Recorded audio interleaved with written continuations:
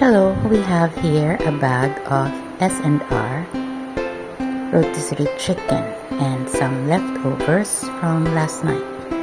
Let's check it out.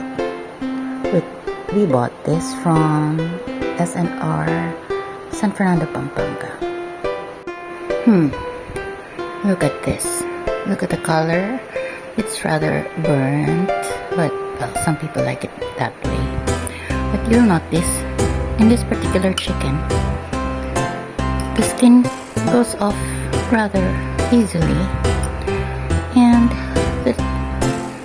it's not flaky anymore. It's not as if you're eating chicken. It's as if you're eating pate or mashed chicken. Well, it still holds its form, but when you chew on it, it doesn't feel like you're chewing on chicken.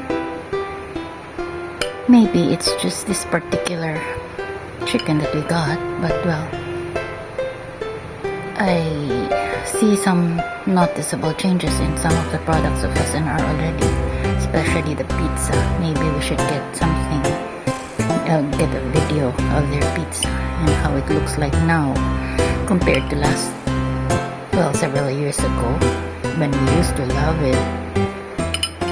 Well, that's the chicken rotisserie from S&R.